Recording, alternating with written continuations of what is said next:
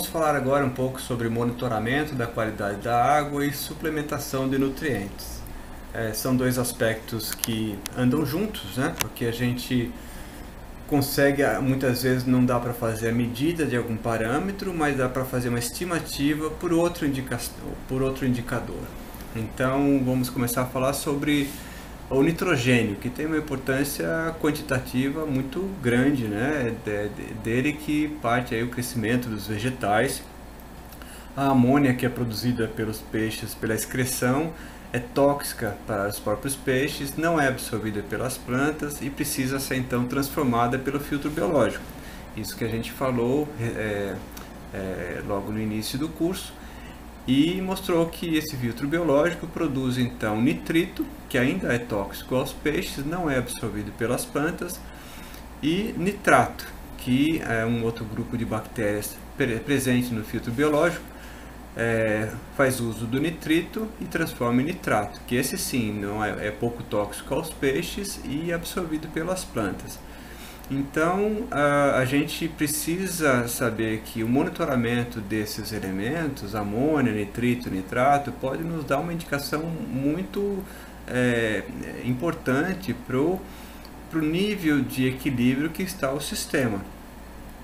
No caso de kits para análise de água de baixo custo e de fácil uso, a gente tem principalmente o kit da amônia e do nitrito. O kit do nitrato já é um kit mais caro e que também a gente pode eliminar, e tem informação que nos leva a estimativa do quanto é que tem de nitrato, se a gente souber o quanto é que tem de amônia e nitrito no sistema. Então basta usar os kits de amônia e nitrito, que são kits baratos, que a gente já tem uma boa noção de como é que está o funcionamento do sistema.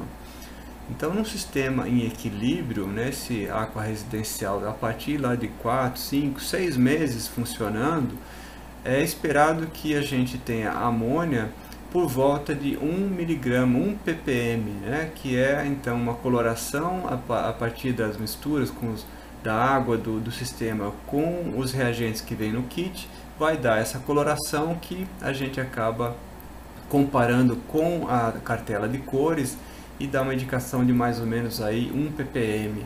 Essa a situação que nos indica o sistema está equilibrado pensando na amônia, né? O filtro biológico está trabalhando adequadamente.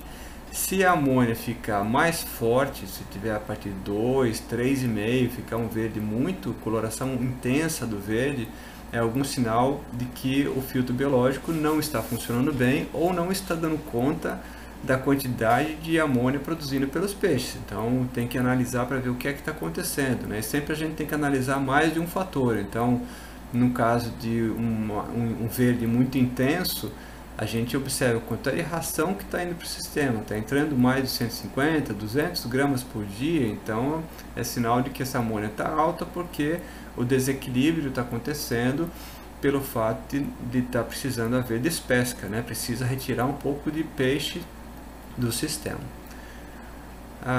O nitrito é feito de uma forma muito semelhante que a amônia, e geralmente o nível considerado para esse sistema, um nível adequado, que indica um equilíbrio, está entre 0,5 e 1 ppm.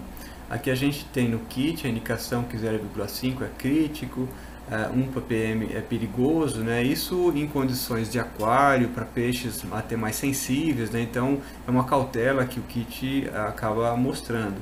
Mas para esse sistema, o aqua residencial, a gente já consegue perceber através de tempos, fazendo acompanhamento e vários experimentos, que mantendo até 1 ppm é sinal de que a gente tem o sistema equilibrado.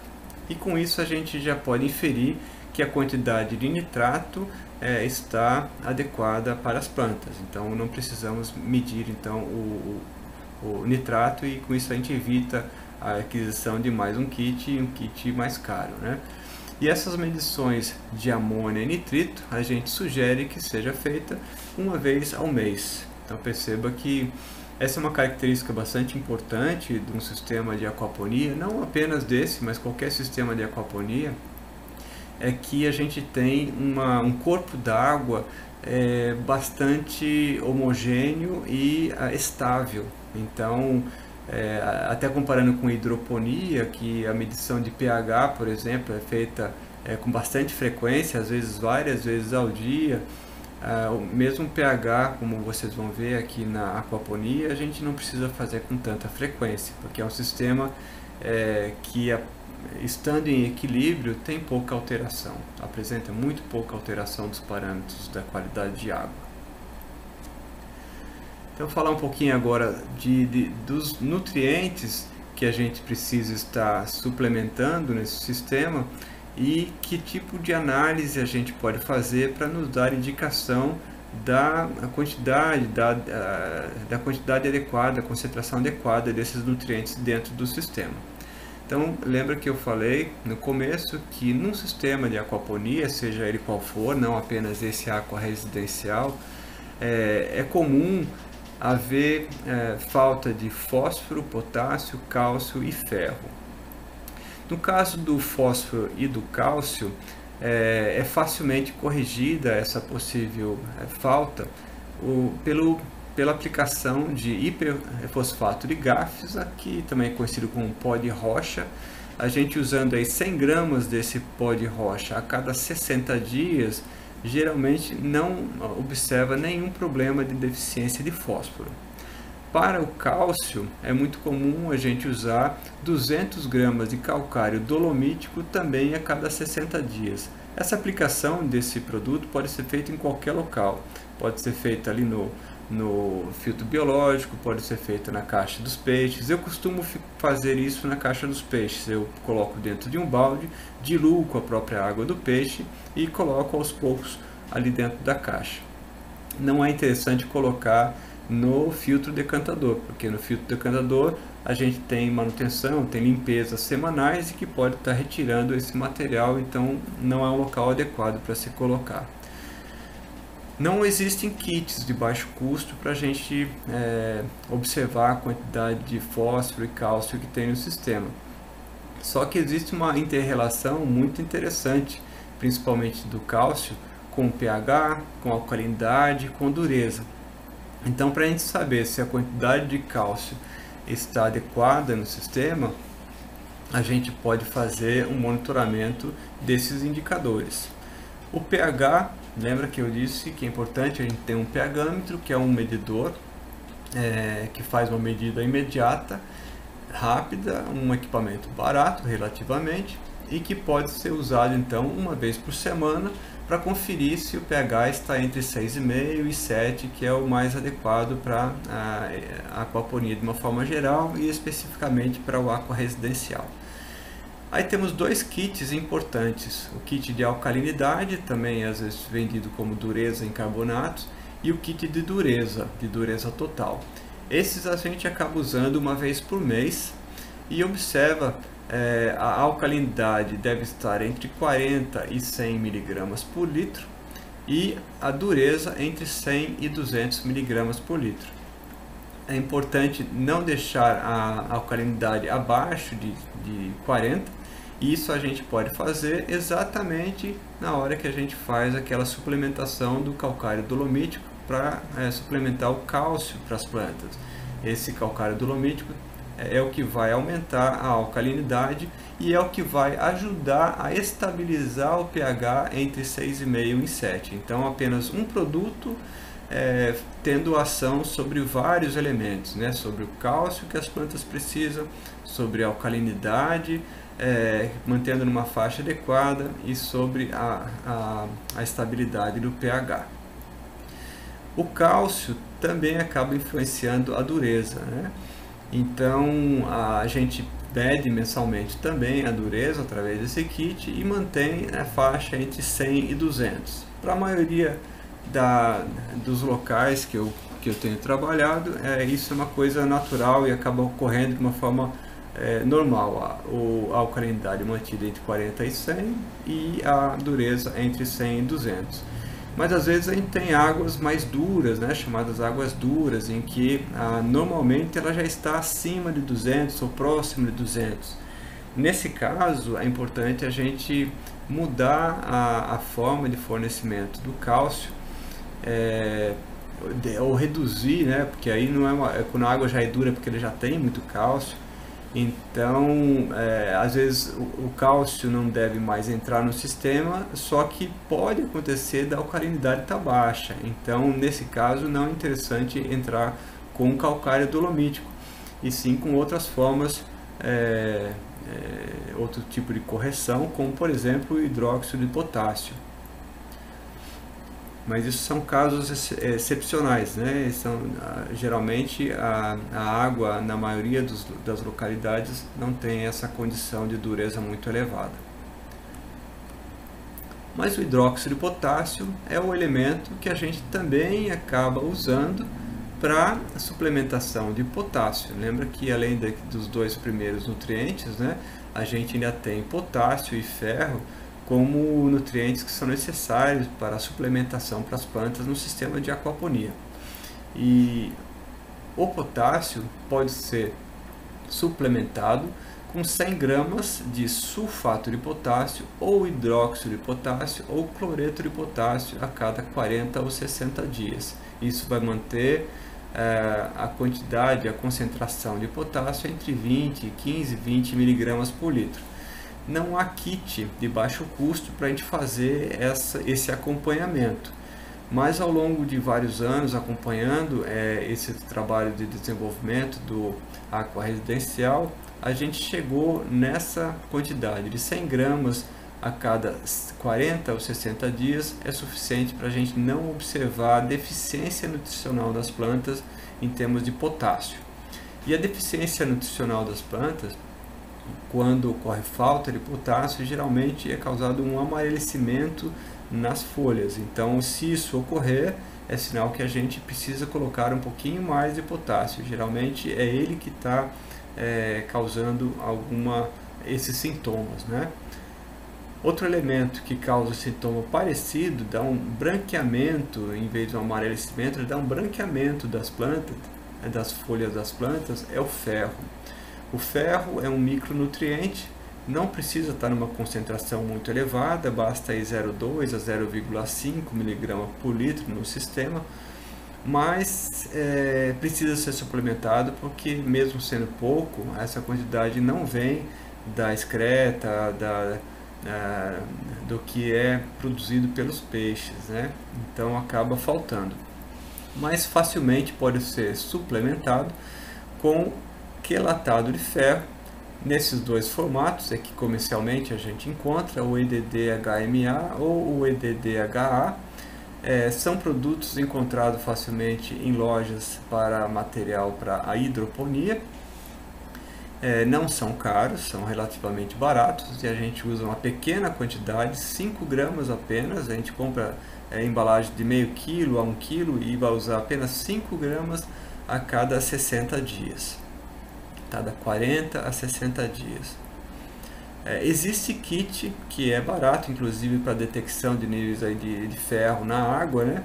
Só que assim, o kit começa em 0,5 mg por litro, até 5 mg por litro. Então, atingir essa escala tão pequena é meio complicado para detecção. Aqui eu fiz uma análise em que eu coloquei um pouquinho mais de ferro para ter uma coloração da água. Agora, geralmente, a coloração que a gente vê num sistema equilibrado de aquaponia vai estar nessa faixa, que é a faixa que a gente quer, né? Entre 0,2 e 0,5. Então, é a primeira leitura dessa cartela de cores desse kit. Então, o que eu estou querendo dizer com isso é que é importante fazer um monitoramento dessa reposição no sistema a cada 40 a 60 dias, observação da coloração das folhas. A alface, principalmente, mostra rapidamente uma coloração esbranquiçada das folhas quando tem deficiência de ferro. E com essas indicações, a gente saber que, olha, está precisando fazer uma suplementação maior ou está tudo ok. Melhor ter essa indicação do que o filtro, do que o kit, desculpe. O kit acaba sendo mais uma informação complementar, dada essa imprecisão que a gente tem para a nossa necessidade. E aqui a suplementação para vocês visualizarem, né? esse quelatado de ferro, quando colocado aí 5 gramas de ferro desse produto na água, ele dá essa coloração bastante forte. Isso é normal, isso não causa nenhum problema aos peixes, e é importante saber então dessa coloração, né, quem causa essa coloração, porque esse é inclusive uma situação muito comum na água da aquaponia, inclusive que nos dá uma dificuldade bastante grande para visualizar os peixes. Ainda dentro de monitoramento da qualidade de água, outro indicador importante é a condutividade elétrica, que a gente pode medir através desse equipamento, também de baixo custo, chamado condutivímetro, em que nos dá a indicação da condutividade elétrica. A condutividade elétrica em si é um parâmetro orientador que vai dar uma estimativa da quantidade de nutrientes que eu tenho na água, uma vez que a condutividade elétrica vai medir a quantidade de íons que tem ali presente. Então, como muitos dos nutrientes estão em forma iônica, eu tenho uma correlação aí presente e me dá uma informação muito importante. Então, a gente mantendo a condutividade elétrica entre 600 e 900 microsiemens por centímetro quadrado, ou então aqui no caso é milisiemens, por isso que deu 0,79, isso equivale a 790, ou seja, está dentro dessa faixa recomendada, é o que a gente precisa manter dentro do sistema. Se os valores da condutividade elétrica superarem isso, forem acima de 900, 1000, 1100, 1200, é um sinal de que há muito nutriente na água. Se há muito nutriente na água, é porque há muita ração entrando no sistema. Isso está dando uma indicação de que a densidade de peixes está muito elevada. Portanto, deve ser feita uma despesca. Se isso deixamos acontecer isso por um tempo mais longo, a gente pode chegar numa condição de emergência, né? Vamos dizer que chegamos aí com 1.500 milisiemens, microsiemens por centímetro quadrado. Então isso é sinal de que a gente simplesmente retirar animais nesse momento pode ser pouco, a gente precisa reduzir mais rapidamente essa condutividade, essa quantidade de nutrientes. Então nesse caso a gente recomenda a renovação da água, retirada, troca de 10 a 30% de água do sistema. Agora, essa é uma situação emergencial, a gente deve fazer a medida semanal da condutividade elétrica, sempre anotar esses dados para ter sempre uma comparação com valores anteriores, para não deixar acontecer uma situação emergencial. E valores inferiores a 600 também nos dão uma indicação importante, né? Isso pode ser que tenha então pouco nutriente na água, que pode estar sendo representado porque pouca ração está entrando. Pouca ração está entrando porque, quem sabe, foi feita uma despesca muito grande, então reduziu demais a despesca, a densidade de peixes no sistema, então foi um erro cometido, né? E aí é importante fazer um peixamento. Agora é importante perceber, né? Tem até uma interrogação, porque quando ocorre uma diminuição da condutividade elétrica abaixo de 600 microsiemens por centímetro quadrado, é porque, se for por causa da densidade de peixe muito baixa, é um erro cometido pelo usuário. Agora, pode ser também porque os peixes começaram a comer menos, mesmo tendo uma densidade adequada de animais, mas porque os animais não estão em boa condição. Então pode ser que, por exemplo, esteja havendo uma redução na vazão de água da bomba, e com isso não tem uma troca muito boa de água da caixa dos peixes e não está com uma oxigenação muito boa da água dos peixes. Então a gente tem que procurar o que é que está causando esse problema que faz com que os peixes estejam comendo menos. Então a gente tem que começar a analisar vários aspectos, né? E, por exemplo, se for falta de oxigênio, os peixes acabam subindo na superfície da água em busca do oxigênio atmosférico, e a gente tem esse comportamento dos animais como uma indicação de falta de oxigênio. E nesse caso, acho que vale muito a pena a gente ter o kit para medição da quantidade de oxigênio dissolvido na água.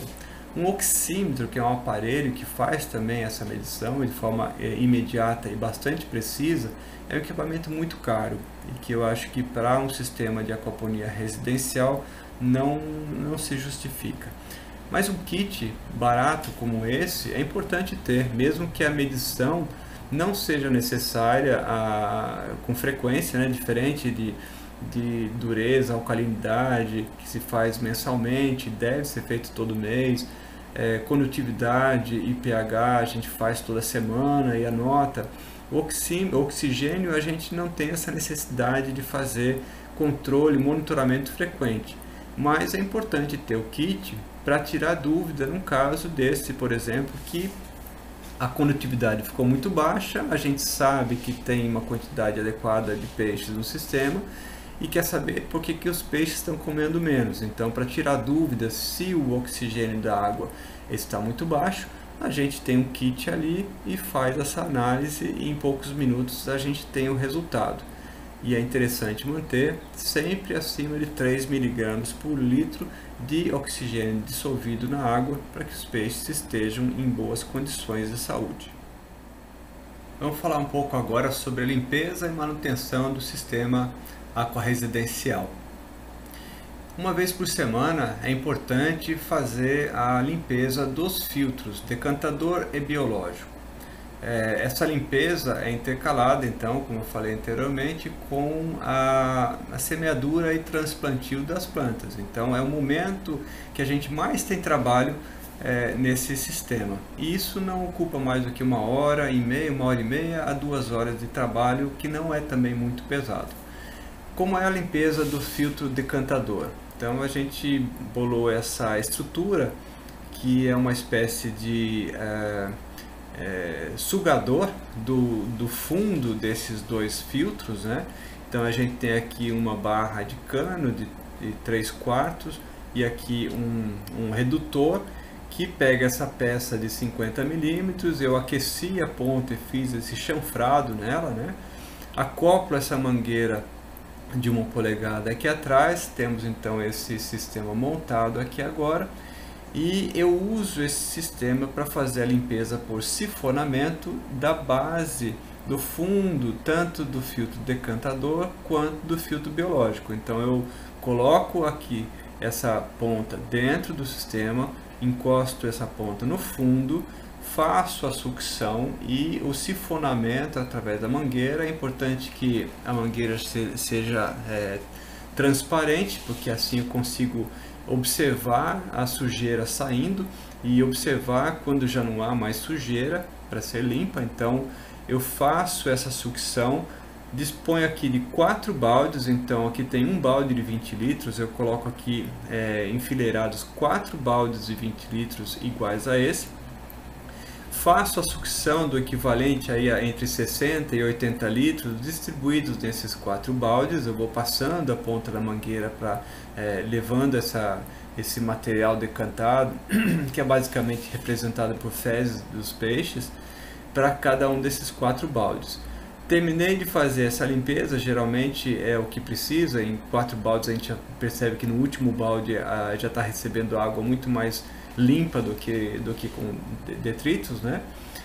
Nesse tempo eu deixo esse balde aí por mais ou menos uns 20 minutos decantando. É o tempo que eu uso para ir lá para as bandejas de semeadura, faço o transplante das mudas que estão lá, já faço a limpeza da areia, volto para cá.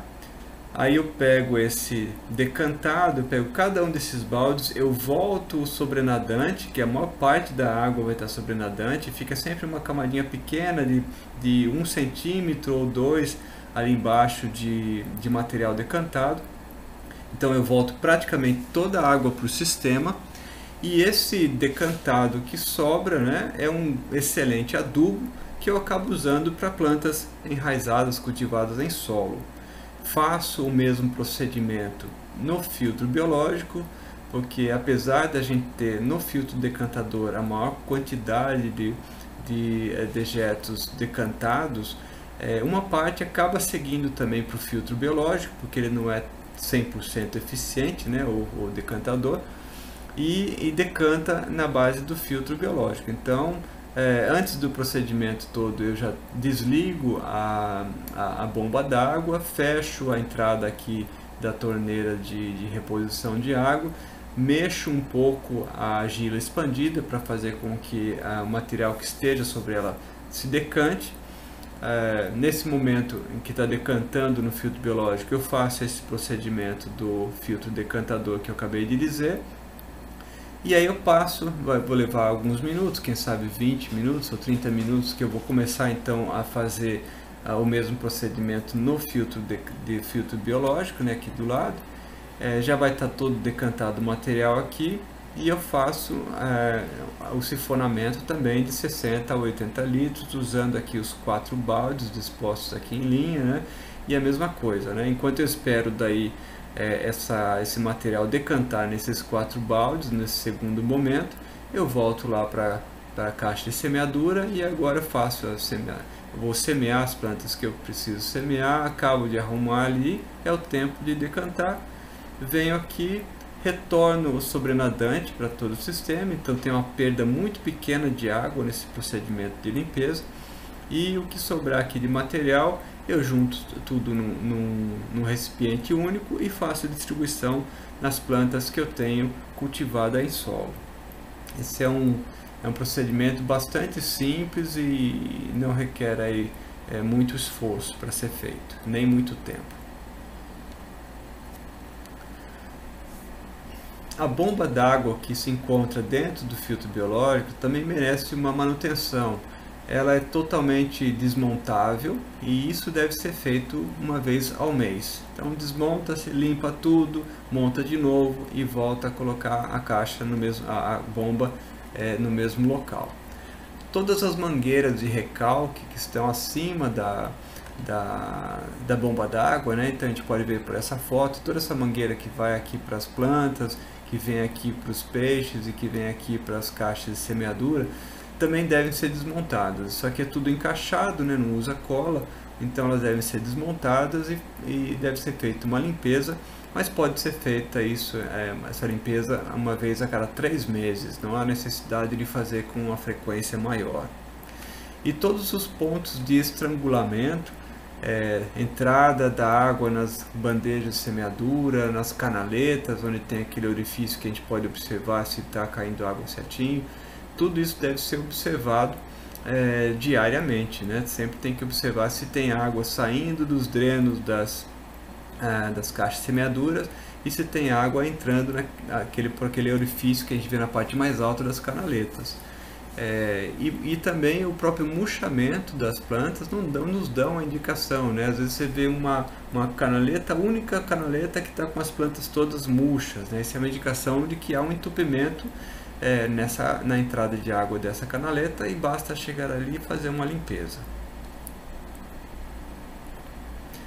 Vamos falar um pouquinho e rapidamente sobre pragas e doenças dentro desse sistema aquaresidencial, e que também serve de uma certa forma para um sistema qualquer de aquaponia, né? É claro que quanto maior o sistema, mais adensadas estão as plantas, mais intenso é o ritmo de produção, maiores são as chances de ocorrência de pragas e doenças. Nesse sistema aquaresidencial, a gente observou ao longo de vários anos de condução dos nossos trabalhos que o sistema, estando equilibrado, e o equilíbrio não é muito difícil de conseguir, é muito fácil a gente conseguir manter equilibrado esse sistema, ele estando equilibrado, dificilmente a gente tem a presença de pragas e principalmente doenças de forma que a gente não consiga controlar. Então é comum ter lagartas, como tem nessas fotos que eu coloquei aqui para ilustrar, né? Isso é comum da gente observar, mas a gente consegue, através de catação mesmo, retirar essas lagartas e fazer um controle de forma fácil e que não compromete nossa produção. Então, dificilmente a gente vê uma proliferação muito exacerbada desses insetos nesse sistema. Agora, é importante então saber disso, né? Mas também ter essa preocupação de que, uma vez o sistema estando desequilibrado e a gente tendo problemas com infestação, com pragas e doenças, a gente tem uma dificuldade muito grande de fazer o controle. Então, a melhor coisa é manter o sistema equilibrado e tentar trabalhar com prevenção, porque o controle num sistema de aquaponia, seja ele sistema qual for, é muito mais complicado. A gente não pode usar agrotóxico como poderia usar, por exemplo, no sistema de hidroponia ou no sistema convencional de produção de plantas em solo, porque na aquaponia os peixes estão na mesma água. Então, se for utilizado algum produto tóxico para os peixes, a gente vai ter problema com os peixes. Então, o importante é a gente manter o sistema equilibrado e lançar mão de controles ou prevenções alternativas. Então, o uso de repelentes naturais, sejam eles extrato de NIM, funciona muito bem para alguns insetos. O uso de calda com detergente neutro e óleo mineral, que para alguns insetos, cochonilha, pode servir, também funciona. Calda bordaleza, iscas com cola entomológica, então aquelas fitas que a gente pode colocar penduradas sobre o sistema, geralmente na coloração azul ou amarela, que atrai alguns tipos específicos de insetos, e eles se param ali colados, né? Funcionam também. A cola entomológica, isso é uma coisa que vale sempre muito a pena fazer, então passar essa cola nos cavaletes, nos pés dos cavaletes e todas as bases apoiadas no solo. Então isso é importante fazer para evitar que subam formigas ou insetos que caminham, né, e que não voam. Isso é muito importante. O uso de casa de vegetação, eu acho que tem um custo muito elevado para esse sistema. É claro que seria uma barreira física importante, evitaria que borboletas voassem ali sobre as plantas e tivessem problemas aí com lagartas, mas é um custo muito elevado para a gente considerar num sistema como esse residencial. Então, o melhor mesmo é manter o sistema equilibrado e, surgindo essas lagartas, a gente aos poucos ir tirando. Isso não é nenhum trabalho muito grande, não requer muito tempo. E agora uma consideração importante, né, que a gente tira dessa situação que enfrenta um sistema de aquaponia em que a gente não pode usar agrotóxico. Por outro lado, para o consumidor, essa é uma consideração muito importante, porque ele sabe, a partir do momento que conhece e reconhece um produto como aquapônico, ele sabe que esse produto tem muito menos chance de ter um agrotóxico do que até próprio produto orgânico, né? Um produto orgânico, a gente tem que confiar no produtor, ele tem um selo, ele é fiscalizado, mas a gente não tem 100% do tempo um fiscal ali dentro da produção, seja orgânica ou qualquer outra produção, né? Já na aquaponia, a gente tem uma condição diferenciada em que o peixe é o fiscal que está permanentemente dentro do sistema.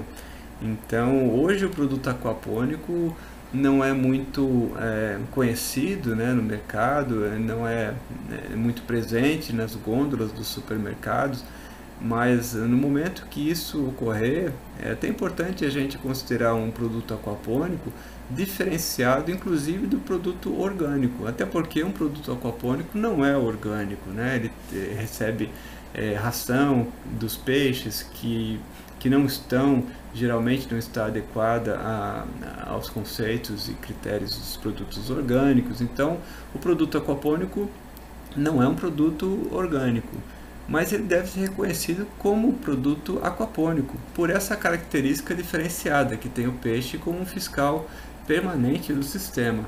Então, isso é uma consideração que eu acho bastante valiosa para a aquaponia de uma forma geral.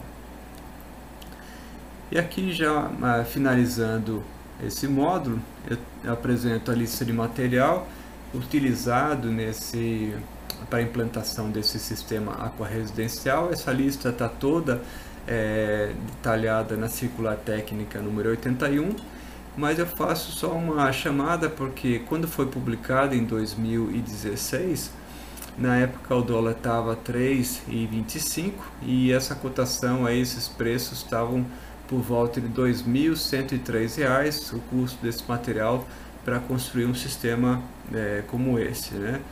E nós fizemos uma atualização recente, agora em março de 2021, quando o dólar já se encontra em 5,60, né? Mas a atualização foi feita em preços de mercado de cada um desses itens da lista e a gente já observou um aumento de cerca de 65%. Então hoje, para construir um sistema desse, a gente já tem aí que lançar mão de um recurso mais elevado, cerca de R$ 3.500. E finalizando, eu volto a dizer que a circular técnica tem informações complementares sobre o assunto abordado nesse módulo e também pode ser feita uma complementação com esse vídeo no YouTube da Embrapa que mostra uma reportagem da nossa equipe fazendo aí o uso desse sistema e mostrando todas essas etapas de manutenção, de operação desse sistema.